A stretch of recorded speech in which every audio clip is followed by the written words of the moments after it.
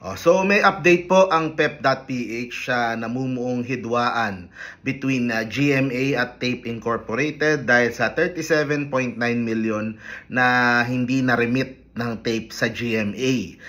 According po dito sa kanilang latest post ay merong mediation na posibleng maganap sa May 29 para po subukang pag-usapin yung dalawang kampo, makahanap sila ng amicable na solusyon kung paano mababayaran ng Tape yung pong kanyang pagkakautang.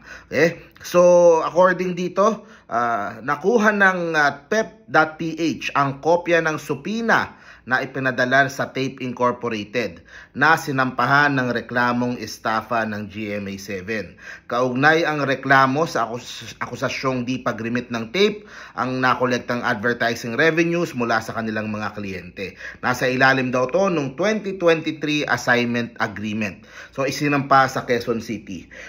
Nung lumabas ang statement ng GMA nung May 22, agad nagpadala sa amin ng statement yung pong legal counsel ng Tape, si Attorney Maggie. Kamusta na kaya si Attorney Maggie? Long time At ang sinabi niya ay wala pa daw silang nakukuha na reklamo na galing sa GMA. At pag nakuha na lang po nila, doon sila maglalabas ng kanilang formal na statement po tungkol po dito sa issue na ito.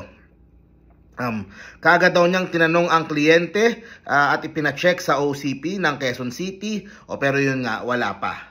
I directed one of the alleged respondents in the said case to go to the office of the city prosecutor to check on the case, but she was informed that no case was filed yet. So ang posibleng nangyari, inilabas lang muna ng GMA siguro na plano nitong magsampa ng kaso, baka hindi pa nila nadadala doon sa city, sa prosecutor sa Quezon City para bigyan ng tsansa yung Tape na makipag-usap. Kasi ano naman mahaba yung pinagsamahan ng Tape nung mga bossing nila, 'di ba? Yung mga halusos tsaka yung mga owners ng GMA, mahaba yung pinagsamahan at pangit naman na aabot pa sa korte. Pero kung hindi talaga makasingil at hindi talaga magkaroon ng paraan para mabayaran lahat yung pong mga pagkakautang, ay walang choice ang GMA kung hindi po dalhin ito sa korte.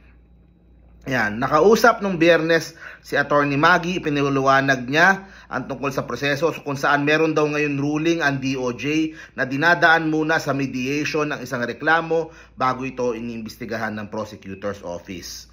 Ayun, nakasaad sa supina na inimbitahan pa lang sila ng piskalya sa mandatory mediation na nakaschedule sa May 29 ng tanghali. Yan, baka po sa City Hall naman po ng Quezon City yan. Ang unang mediation daw ay nangyari nung May 22, Thursday.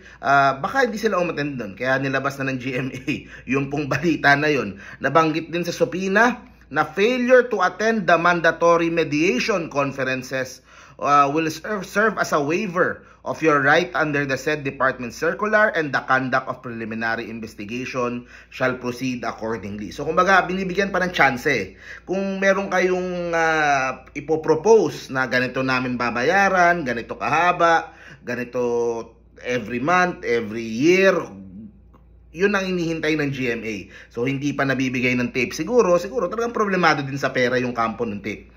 Kapag walang mangyari sa mediation, magkakaroon ng formal preliminary investigation at bibigyan ng sapat na araw para makapag-file ng counter affidavit yung Tape.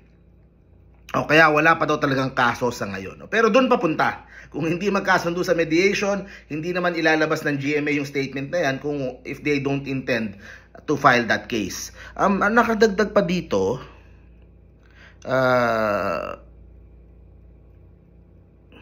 maliit lang naman daw yung 38 million na pagkukulang. Sabi ng ilang taong involved, isang condo unit lang daw yan sa Rockwell ay bayad na sa sinisingil ng GMA7. Sana di ba kasi may na-issue, di ba?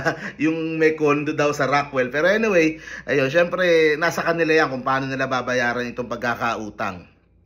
Ang nakalagay dun sa article din is madadamay daw, posibleng madamay si Miss Malucho Fagar.